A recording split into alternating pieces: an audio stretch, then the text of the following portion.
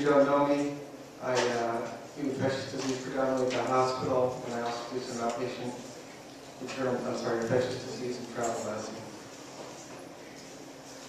So I don't have any disclosures.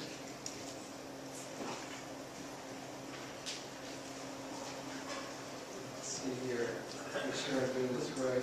Okay, good. So I think today, I'll try to keep the talk between 35 to 40 minutes at the maximum. I find that most people have the most interest in treatment, diagnosis, as well as vaccination in particular. And so I created those slides towards the end, and I think we'll have time for questions because that seems to be the most interesting point for most people.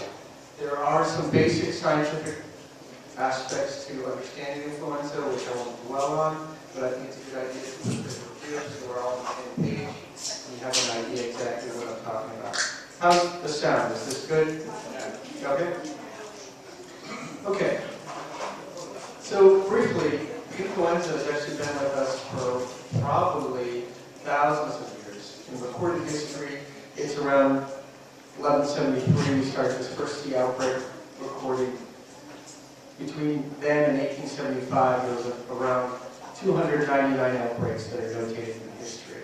The greatest pandemic actually occurred in 1918. It's called the Great Influenza. And most people don't realize how many people actually died. It's actually somewhere on the range of 40 to 100 million people. And granted, that was in a time period where the world population was significantly less. Excuse me. So it's documented 21 million people died. If you read different books, I've looked at the Great Influenza by John Barry. You look at the book I read this year, which is called Flu by Tina Colada. Both of these books I recommend highly. I think that they recommend something in the range between 40 to 100 million. United States, 549,000. I think that's a low estimate. We didn't have any vaccine at that time. And fortunately, what happened was because of that epidemic, because of that pandemic, correctly, the search for the cause of flu was initiated and eventually culminated in an activated vaccine in the 1940s. Later on, we came up with more vaccines that are actually live attenuated.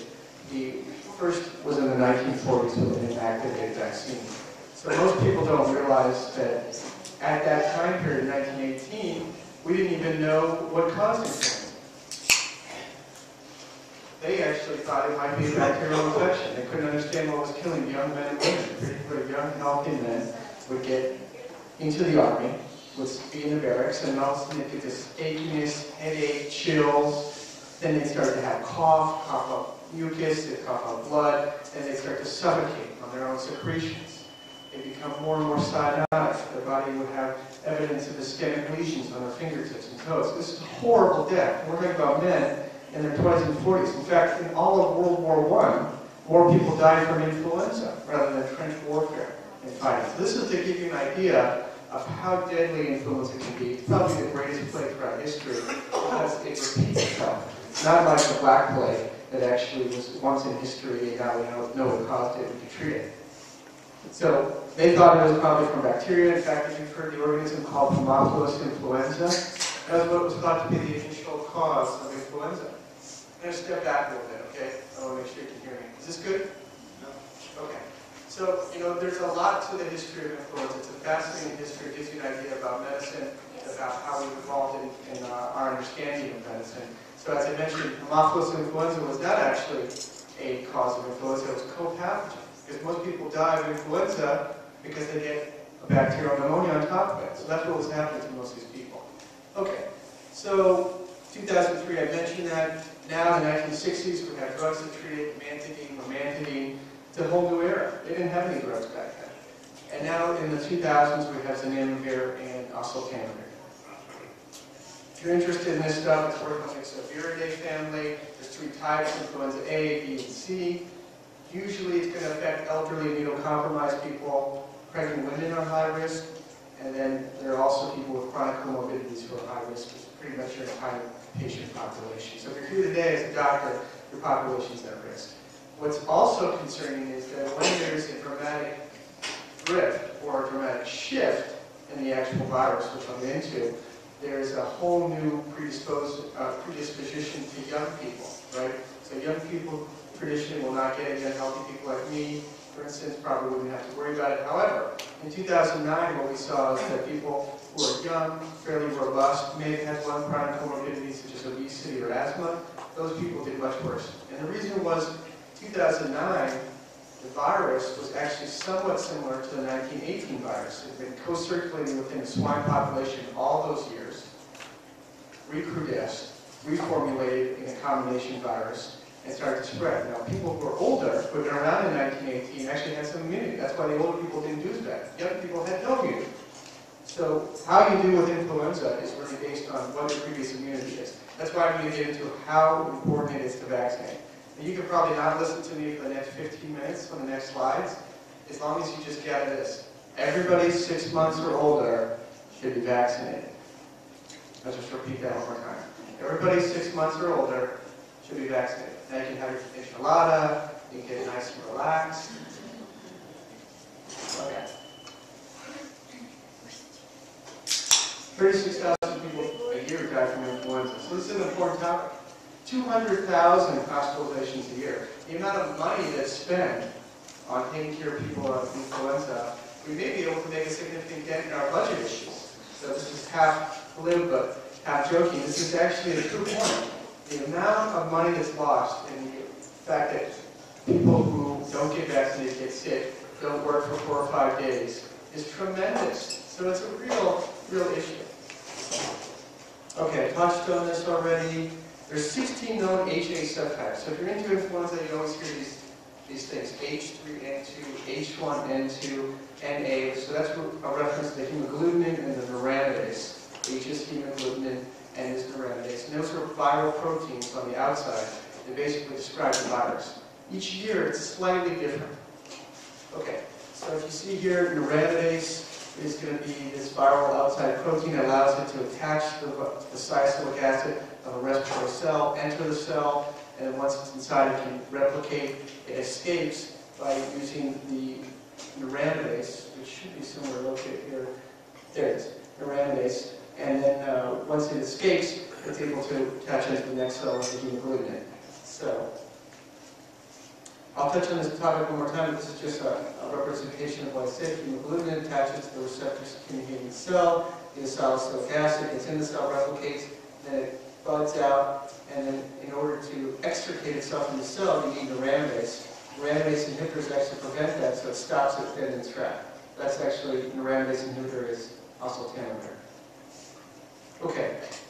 Now, why is it that you have to get vaccinated every year, Dr. Charles? I got vaccinated last year. I got vaccinated 5 years ago. I got vaccinated 10 years ago. Well, really the reason is two things. There's something called antigenic drift and antigenic shift. And so antigenic drift just is a phenomenon because the virus does not replicate well. It's a very sloppy virus, like all RNA viruses. HIV is the same way. Hepatitis C is similar. Viruses are really sloppy, especially if they're RNA viruses about replicating. So what happens here is that the virus genome segments, as they're copied and then reproduced, have a tendency to mutate and create errors. And what happens is, because of that mutation and error, protein on the outside, what we call the hemagglutinin, changes. So every year, the changes, the mutants, are actually separated out because everybody else develops immunity to the predominant normal HA, right? So for instance, if you got vaccinated 3 years ago, you would have a certain type of antibody, and the antibodies are very specific. But then a year or two later, what happens is the virus has changed. It's drifted. The HA antigen is no longer the same. Those antibodies will no longer work. Now, the only caveat there is, this year we are actually seeing almost the exact same virus populations as the year before. So, you probably will have more immunity than you traditionally would this year than you would on years prior because you got vaccinated in the past.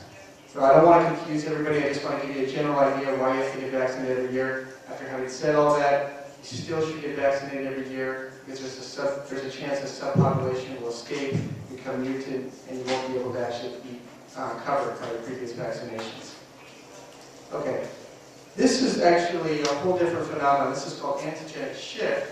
And basically what happens is the virus recombines with different types of viruses in an intermediary. So if you've heard of pigs and ducks, imagine if you had an avian flu, a human flu, sit down, recombine together, they take genetic elements from each, and then you get a new kind of virus altogether. Right? So this is a whole new influenza strain. You've got a bird flu, human flu, take a genetic element from each, maybe you get a certain type of HA from a human, an NA from a bird, and you've got a whole new viral strain. So this is what happens when you hear a shift from what used to be up until the 1950s or 1967, H2N2, then it shifted to H3N2, then it shifted to H1N1. So these are shifts that happen every single year. Every time there's a shift, there's a major pandemic because nobody has any immunity to this. This is in fact what causes all the fear associated with avian influenza. So you're wondering, well, why does this happen? I mean, where are these viruses hanging out all the time? Well, it turns out they're hanging out in birds. They're hanging out in birds that are located in Siberia, Canada, and the lakes. They're fecal-oral. They're basically eating their own feces. They're excreting influenza. It's circulating within the population. Then they migrate south. And then they go to Guangdong province in China. And there, they actually will be in close contact, I'm talking about the birds, with domesticated fowl and pigs. So what happens then? Well, basically then you have this nice soup where you have people with domesticated fowl, birds that are flying in with all sorts of different viruses, pigs that are right next door, they're all mixing together, and then you get humans who are basically there in the mix. So that's when you hear those horrible stories about young kids who also get this weird respiratory infection like H5N1. That's how it happens.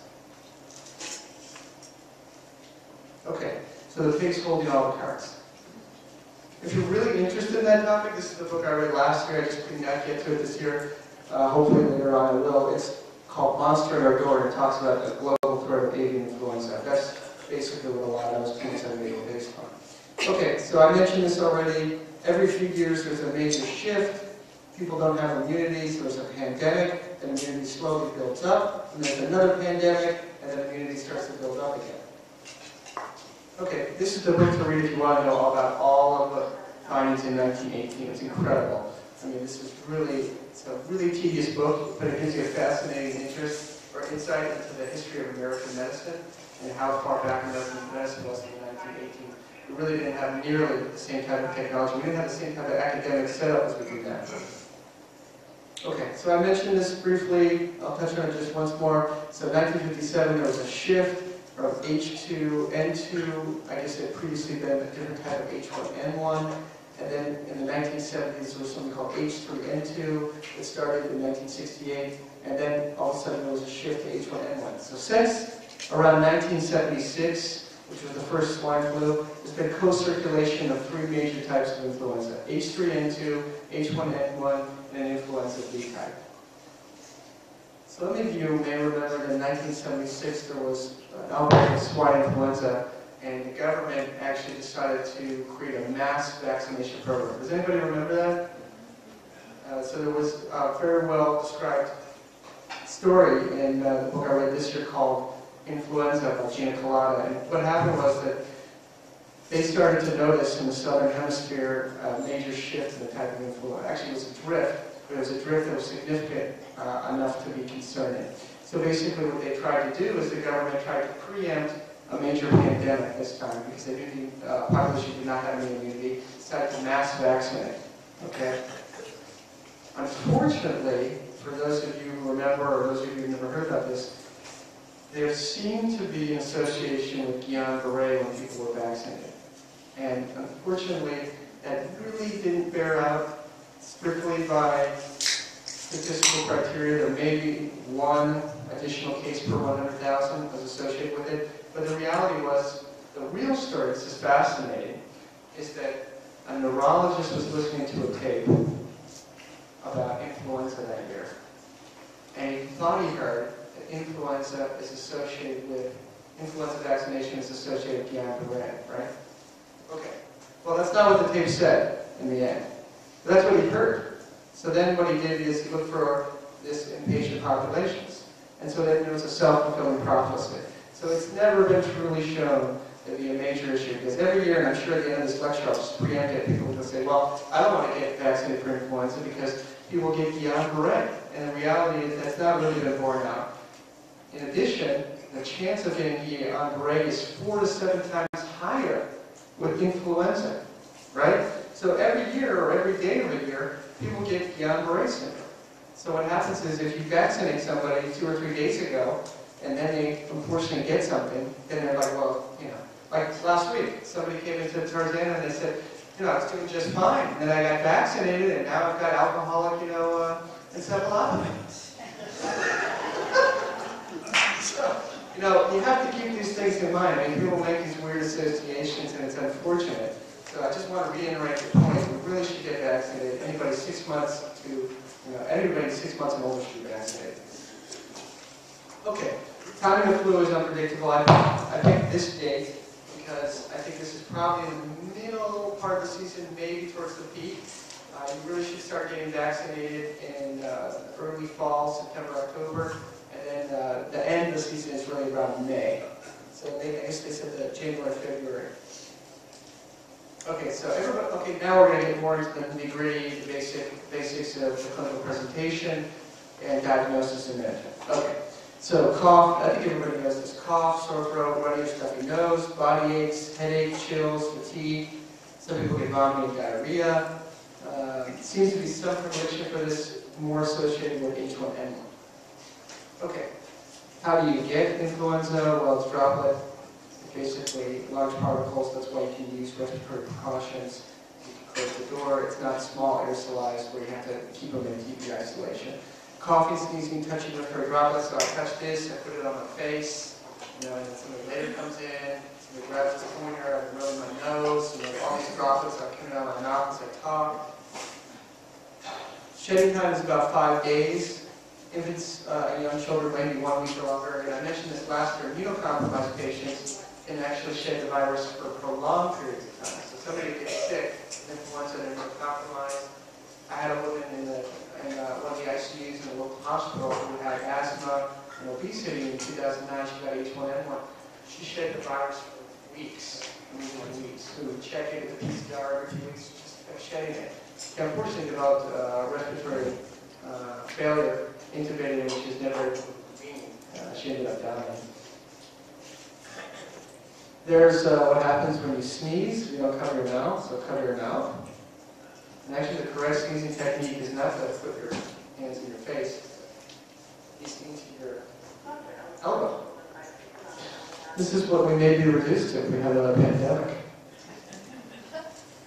Okay, so this is where we are this year. It's actually been pretty small as far as numbers.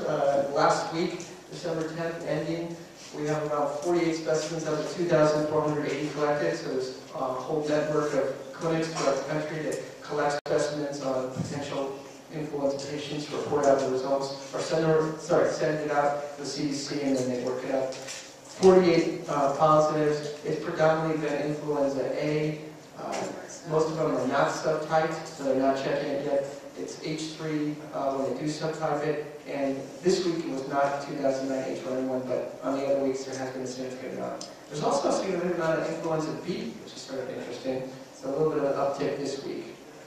Okay, so what happened in the southern hemisphere and other parts of the world pretty much tells us where we're going to be going this year. And so predominantly what was seen in South America was, I think this is actually H3. It's a little hard to make it out on the graphic. I think that's actually H3N2 and H1N1 that predominated. Maybe one of them not subtype. There was a significant amount of influenza B. And then in Chile and Argentina, there was a similar predominance of H3 and H1N1. Not that much not that much influenza B. And then in Western Africa, there's a significant amount of influenza B. It's not clear if that's really going to correlate here. So far, it hasn't. What's interesting is in Eastern Asia, there was a significant amount of influenza B. So it's something we want to keep our eye on. Now, by the way, the influenza B they're isolating so far is actually the exact same influenza B for the most part that's included in the vaccination, right? So if you get vaccinated, you're going to be covered. And this just proves each and every one of these viruses that I've talked about briefly here, for the most part, is covered by the vaccination. So you get vaccinated, you don't have to worry about any of that. Okay. The only thing I thought was a little interesting in this week's report, I just looked at it again this morning, was that there is a certain number of what's called Yamagata lineage viruses that are more prevalent this week. The problem with this is actually not included in the vaccine. So you're saying, well, what are they doing over there at the CDC? I mean, can't they just get this right? And the reason is because you have to come up with a certain number.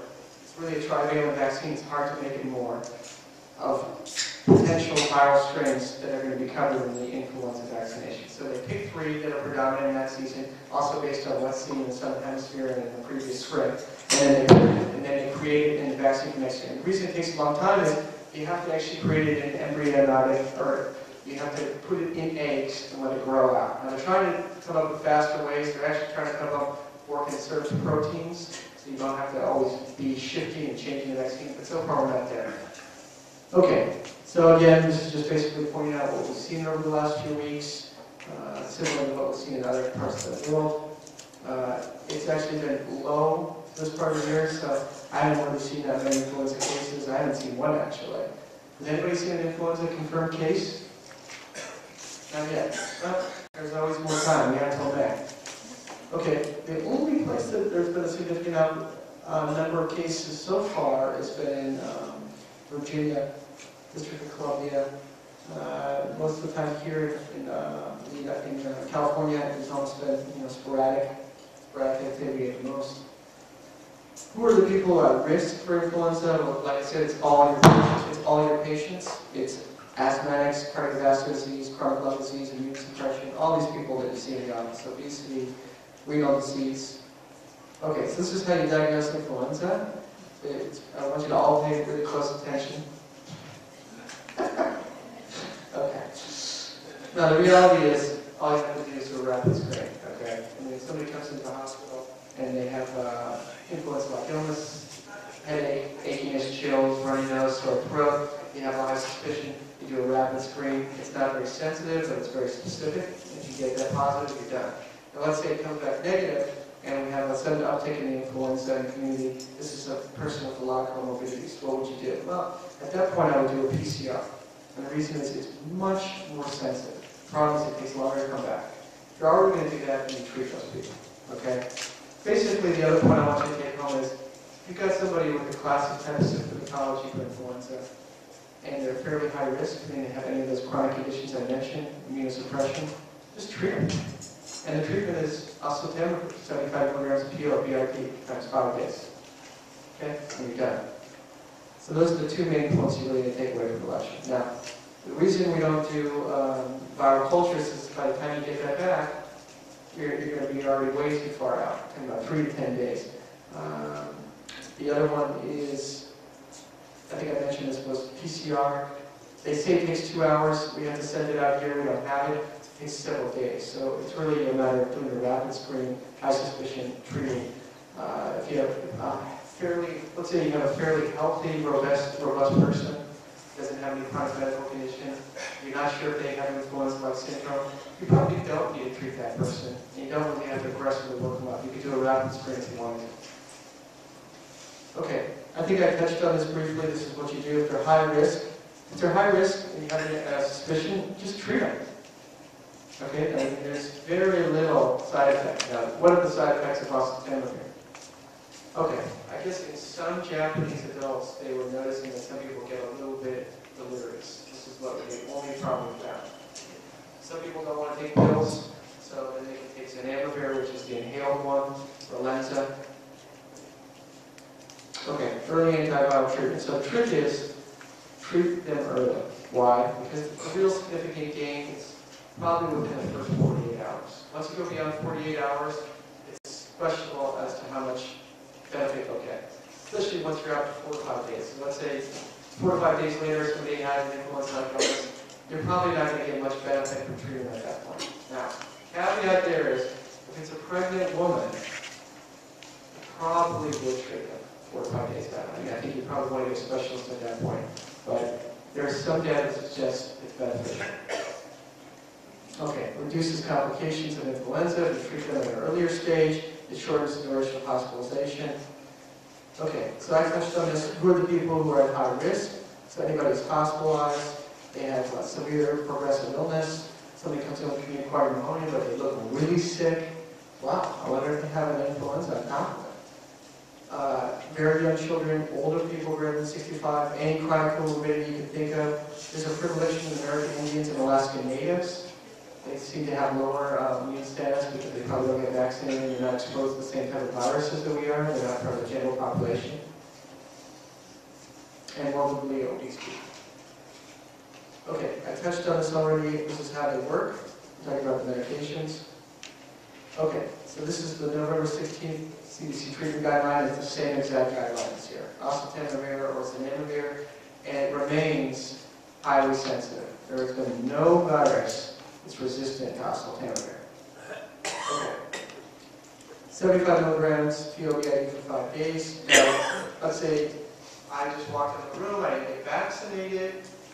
This person has influenza. What am I going to do? Well, basically, chemoprophylaxis. So you 75 milligrams PO daily of oseltamivir for 7 days, approximately for the duration of exposure.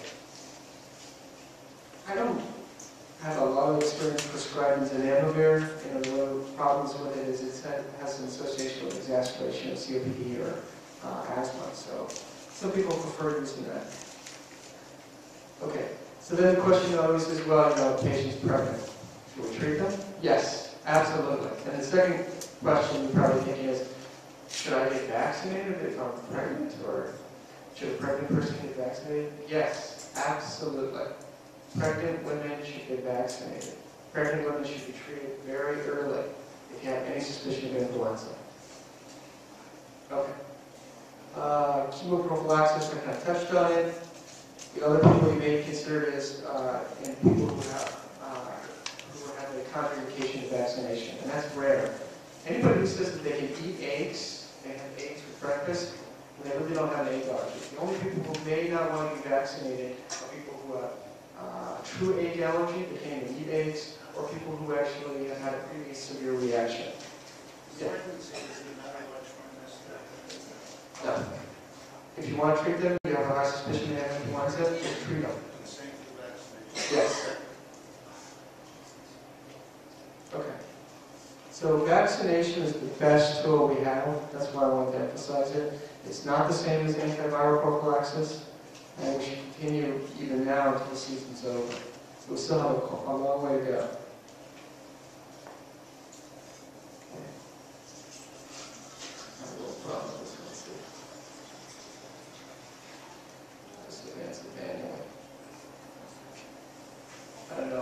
Looks like I have a little problem with this one. Oh, there we go. Never mind. Okay. So I said everybody who's 6 months or older should be vaccinated. This is what it contains. It's very similar to the vaccine of last year. It's actually the exact same thing. Now, some people don't want to get vaccinated, and I can never really understand this, but some people really have a fear of needles. And I have to admit, I had somebody come into my office. She was going to travel abroad. As a young, healthy woman, I gave her a vaccination, and she had this incredibly significant vasovagal reaction, and I would tell you it was really intimidating. And the patient was fine, like 5 minutes later. So, I mean, some people really just don't like getting shots, and, maybe that's okay. So if you've got somebody like that, you should definitely consider using a live attenuated vaccine. Now, the people who don't want to use a live attenuated vaccine is somebody who is obviously got an immunocompromising condition, because it's a live virus. Otherwise, any healthy, non-pregnant person, you could use a live attenuated vaccine. Okay, I touched on this already. I guess somebody who's already had a history of Guillain-Barré, you might want to actually consider not vaccinating them. That's very rare. And so I left it, on the shorter side because I think most people have a lot of questions, and so I'll